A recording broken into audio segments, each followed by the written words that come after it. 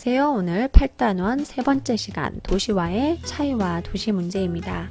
먼저 154쪽 생각 열기 보실까요? 자, 사람들이 도시로 이동하고 있습니다. 왜 사람들이 도시로 모여들까요? 여러 가지 이유가 있겠죠. 일자리를 찾기 위해서라거나 교육 기회, 문화적인 혜택, 여러 이유가 있을 텐데 한 도시에 얼마나 많은 사람들이 모여 살 수 있을까? 그건 도시마다 다르겠죠.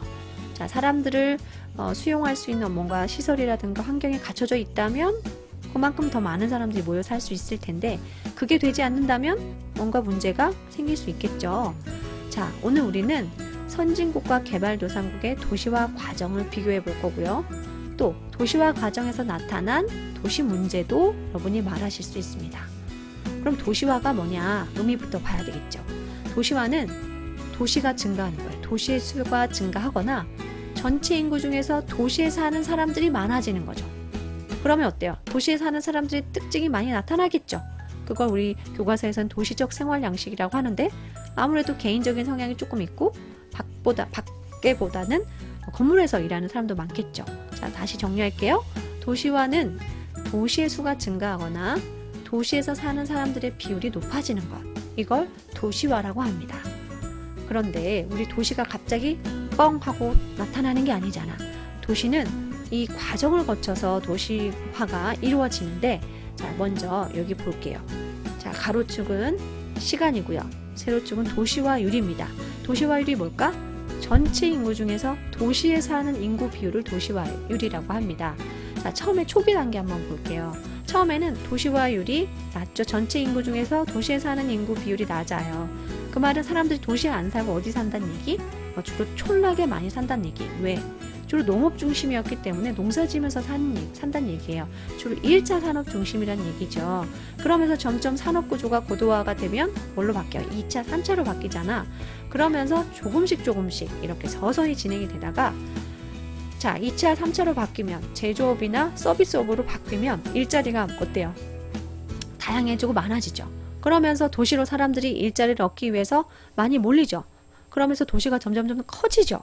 시골에 있는 사람들이 이런 산업 구조가 고도화되고 2차, 3차 산업으로 변화하면서 일자리를 얻기 위해서 어디로 가요? 촌락에 있는 사람들이 도시로 향하죠. 이걸 뭐라고 해요? 이촌향도 현상이 아주 활발해지면서 도시로 사람들이 아주 많이 이동을 하는 거죠. 그래서 이 단계는 가속화 단계라고 하고요.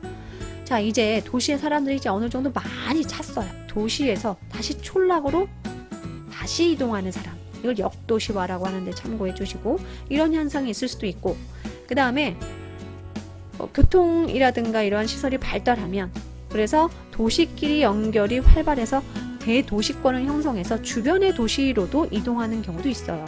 그러면서 전체적으로 봤을 때 도시로 이동하는 인구 비율이 조금씩 줄어들어요. 그러면 뭐예요? 마지막이 바로 종착 단계가 되는 거예요. 그래서 도시화는 초기 단계와 가속화 단계, 종착 단계로 이루어지는데 나라마다 어느 나라는 여기에 있고 어느 나라는 여기에 있기도 해요. 어느 나라는 이쪽에 있기도 합니다.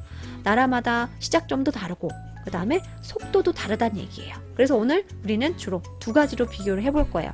자, 선진국과 개발도상국의 도시화율을 비교를 해볼 거예요.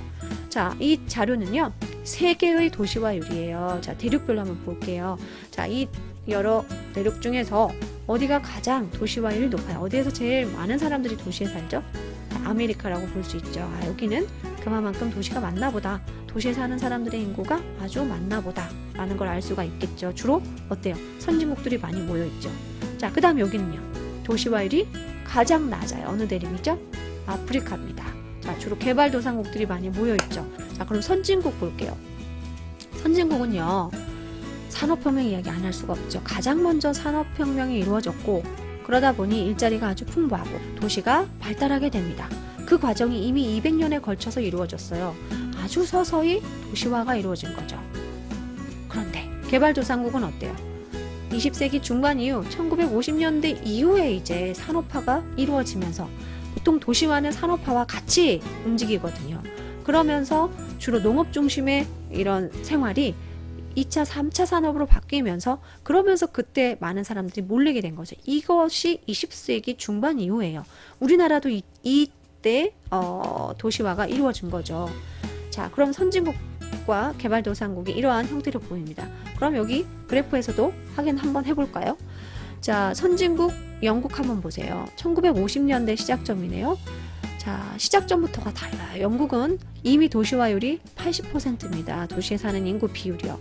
그런데 우리나라 초록색이에요. 우리나라와 인도 한번 보세요. 아주 낮죠. 그러니까 이미 영국은 거의 종착 단계라고 볼 수 있죠.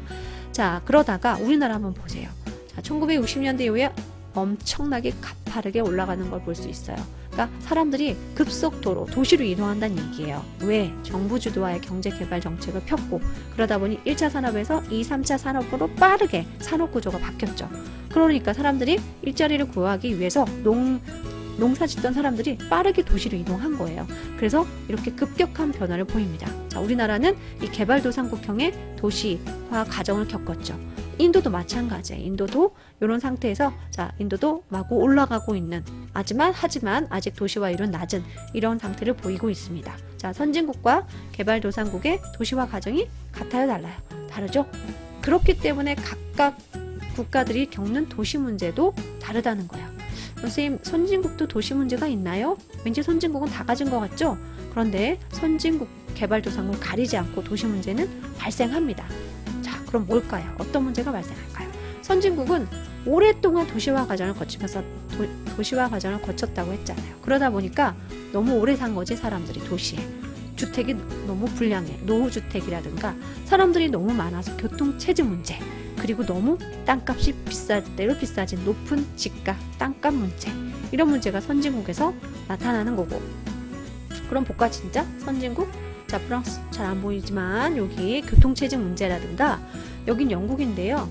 영국은 전 세계에서 집값이 제일 비싸기로 유명한 곳이에요. 그래서 집에서 살지 못하고 이렇게 배에서 사는 높은 집값 때문에 배에서 사는 사람들 볼 수 있어요. 자, 선진국형 도시 문제가 될 수 있겠고요. 개발도상국은 도시의 기반 시설이 아직 마련이 되지 않은 상태에서 사람들이 막 몰려와 도시의 경제 성장 수준을 초월해서 막 도시의 인구가 몰려. 이걸 과도시화라고 해. 준비되지 않은 상태에서 사람들이 막 몰리는 거죠. 그럼 어떤 문제가 생겨요? 자, 여러 가지 부족 문제가 생기겠죠. 주택이나 학교, 그다음에 시설 부족, 그리고 소외된 가난한 사람들이 모여 사는 슬럼이 형성되거나 환경오염 문제. 이게 개발도상국의 도시 문제고, 사실 이게 선진국의 도시 문제보다는 더 심각하게 일어난다는 얘기입니다. 볼까요? 그럼 사례를. 자, 콜롬비아 수도 보고타 빽빽하게 이렇게 슬럼가를 형성하고 있죠, 집들이. 그 다음에 인도의 뭄바이인데요. 아시아에서 가장 먼저 철도가 만들어진 지역이기도 하지만, 이렇게 거대한 이 슬럼 또한 아시아에서 제일 큰 슬럼이에요. 이런 슬럼가, 빈민가를 이루어 지금 모습을 볼 수가 있습니다. 자, 그럼 여러분 문제 한번 풀어보세요. 1, 2, 3, 4번 중에 개발도상국에서 흔히 나타나는 도시 문제는 뭘까요? 자, 정답은 1번, 2번, 4번입니다.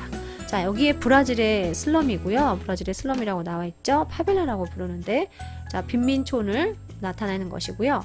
그 다음에 여기 방글라데시의 수도인데, 자, 하천이 아주 오염된 모습을 볼 수 있어요. 그러니까 상하수도 시설이라든가 쓰레기 처리 문제가 되지 않는 상태에서 인구가 막 몰린 거죠. 시설이 미비한 상태에서 과도시화로 인한 문제가 되겠네요. 그 다음에 여기는 중국 상하이인데요. 사람들이 마구 이제 도시로 몰려들다 보니까 주택이 부족하잖아요. 그래서 막 주택을 짓는 거죠. 근데 이제 사람들을 많이 또 이 수용을 하기 위해서는 주택의 높이가 점점 올라가야 되겠죠. 고층 건물 지어야 되겠죠.